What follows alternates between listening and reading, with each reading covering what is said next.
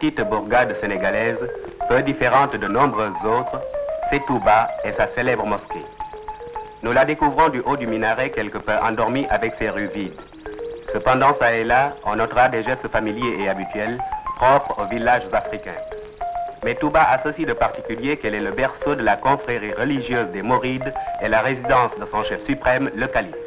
Le mot mouride tiré de l'arabe désigne à l'origine le disciple, puis dans un sens plus large, un être d'une foi ardente qui s'en remet corps et biens à son chef spirituel. Celui-ci, en revanche, veille à son salut éternel. La naissance de cette confrérie, fondée dans la deuxième moitié du 19e siècle par Cheikh Ahmadou Bamba, est à l'origine d'un renouveau de ferveur religieuse dans l'histoire musulmane du Sénégal. Nous voyons ici l'actuel calife, El Hadj Falilou Mbacké, troisième successeur du fondateur, au milieu de quelques talibés dans sa résidence. Puis visitons les champs cultivés par les membres de la confrérie dont il gère les biens communs. Parmi ceux-ci, on décèle une forte proportion de cultivateurs qui furent souvent des pionniers dans certaines parties du pays et dont l'ardeur au travail n'a d'égal que la foi.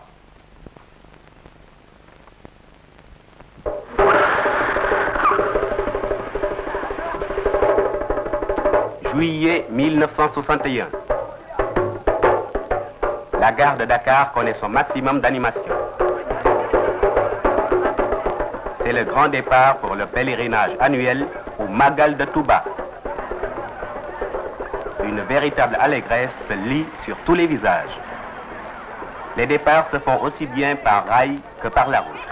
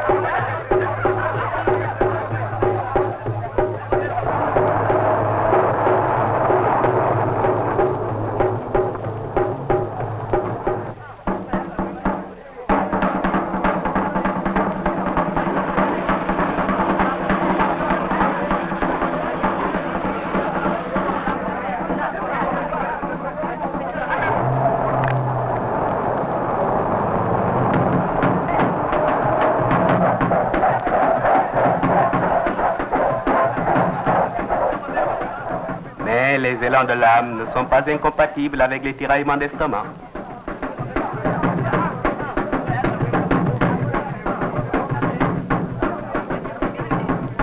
Le corps est également de la fête, car après tout, c'est aussi les vacances avant le recueillement de grands jours. Et toute cette joie est rythmée par la ferveur du tam-tam.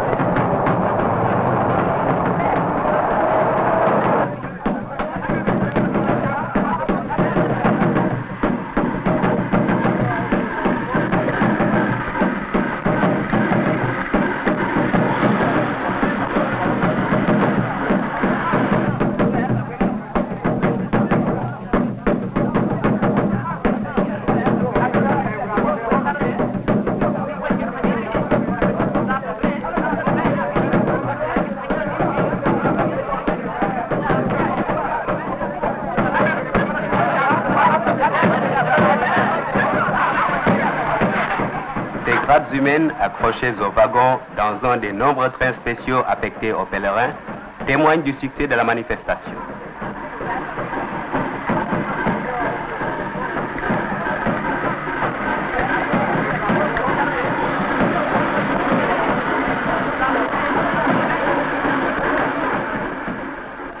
Et pourtant, nous sommes en hivernage, saison des pluies, peu propice au voyage. Voici l'arrivée à Touba.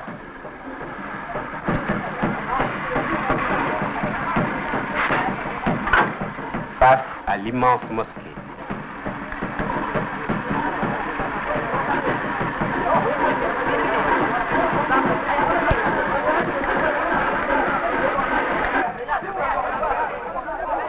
Lentement, les trains se videront pour remplir la ville qui verra pour quelques heures sa population plusieurs fois décuplée.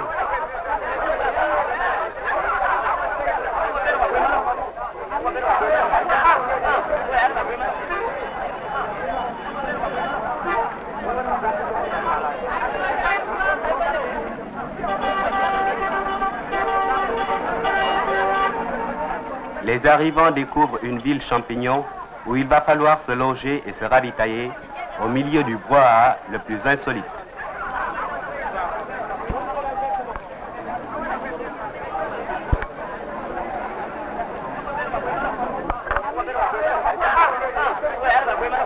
Les marchands nombreux, fins psychologues, sachant que la vie profane ne perd pas ses droits, sont aussi de la fête et savent en bons commerçants tirer parti de la ferveur populaire.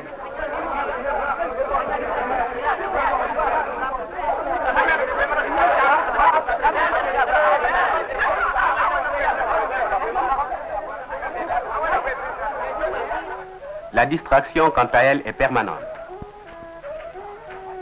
Et on aimerait être partout à la fois, mais regardons.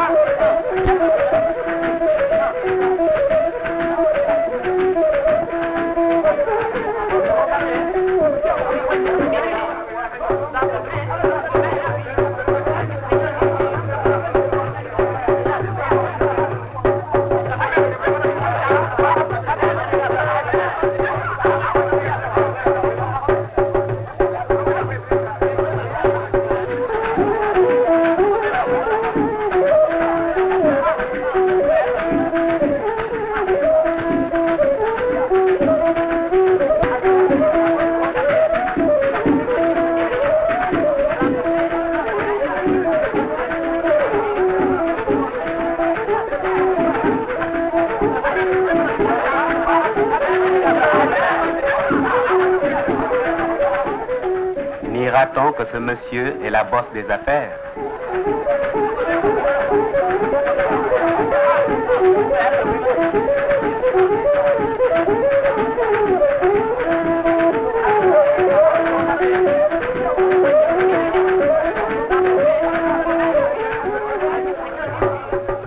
La vie continue, pittoresque, bruyante et colorée.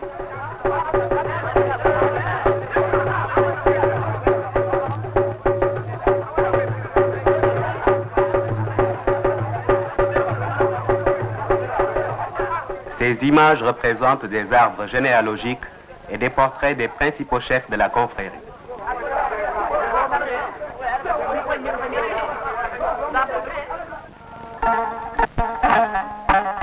À la fin de cette journée qui précède le pèlerinage, les pèlerins fatigués se restaurent et se préparent à dormir en plein air.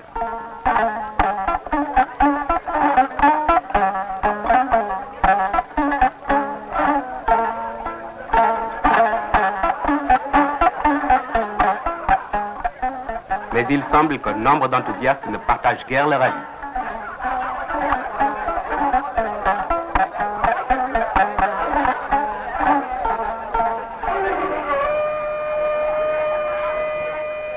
Avec le lever du soleil, commence la journée religieuse, but de ce pèlerinage.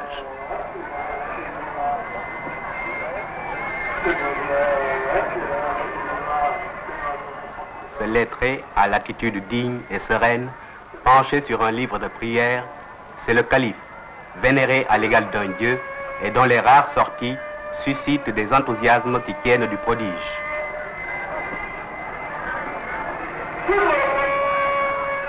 Durant toute cette journée, les fidèles, par une chaleur torride, vont se rendre en queues interminables, les hommes d'un côté et les femmes de l'autre, auprès du chef suprême pour donner leur obol et recevoir sa bénédiction.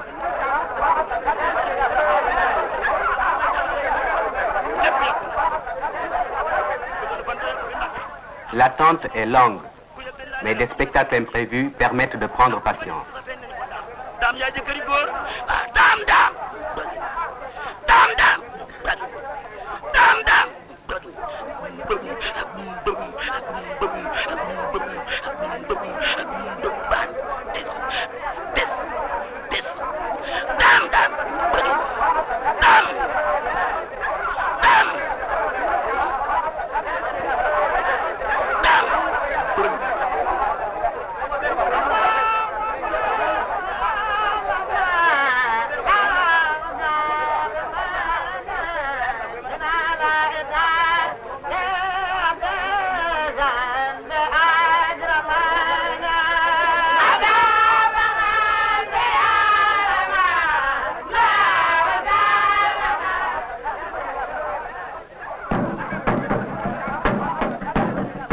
On se détend, on est heureux, on se balance avec le vent.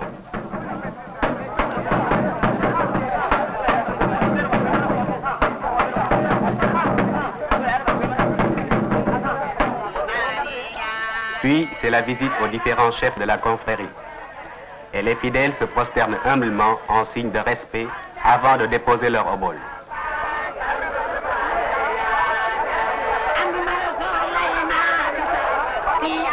Celles-ci servent depuis un temps lointain à l'édification de la mosquée, l'une des plus grandes d'Afrique noire.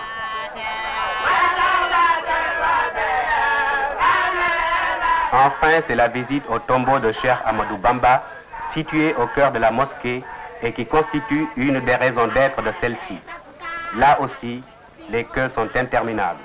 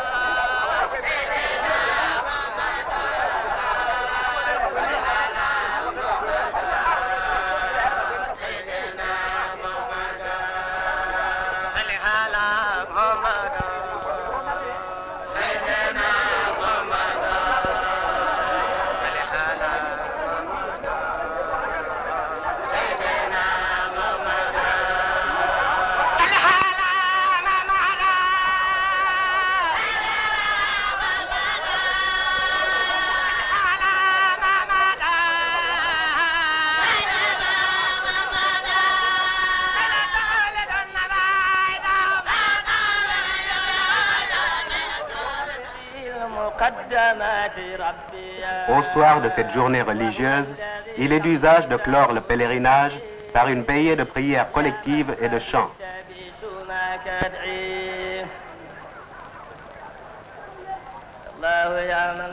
Aussi se presse-t-on à l'intérieur de la mosquée.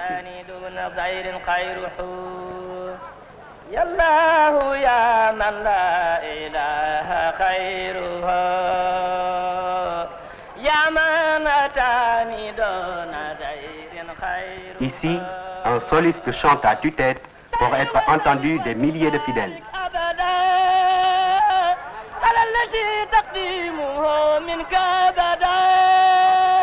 À l'aube, ce sera les premiers départs et le pèlerinage proprement dit sera terminé.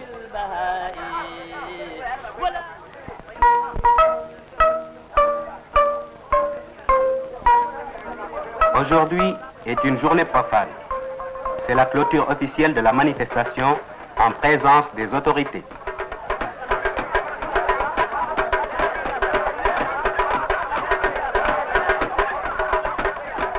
Nombreux sont les curieux.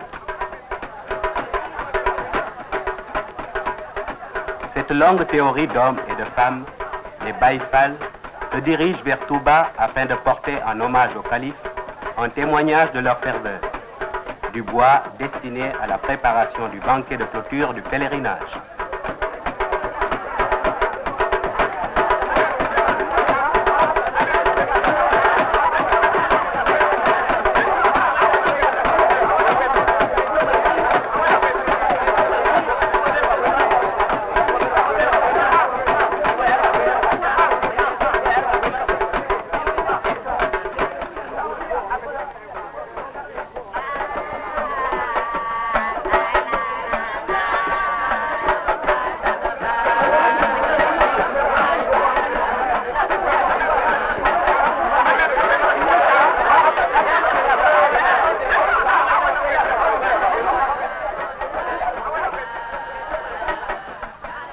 Puis, c'est l'arrivée des bouchers et de leurs aides.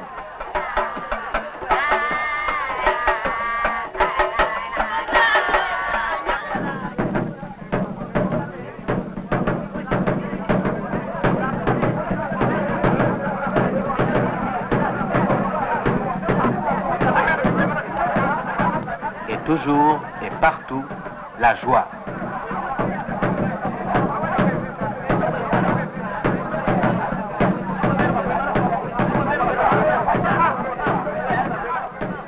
On embaume l'atmosphère dansant.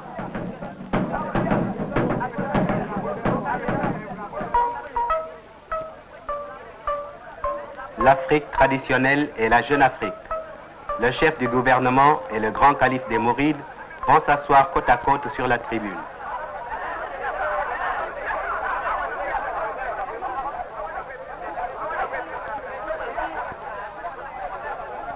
Tour à tour, le secrétaire du calife, le président et le calife lui-même prendront la parole pour remercier la foule et rappeler les principes sur lesquels repose la confrérie, ferment de cohésion et le rôle économique dévolu à ces ardents travailleurs dans le développement du pays.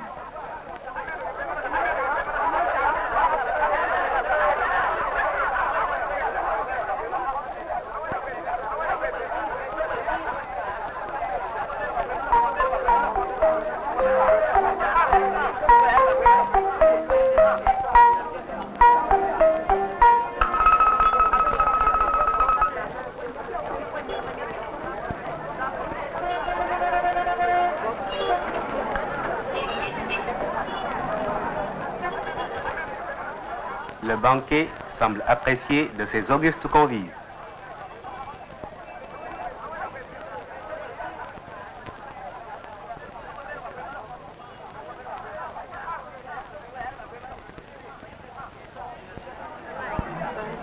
La foule s'écoule lentement.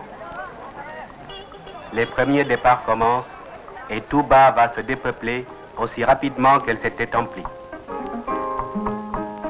Déjà, la place de la mosquée, récemment encore remplie de tumulte, s'est tue. Et bientôt la ville et même la route retrouveront leur silence coutumier.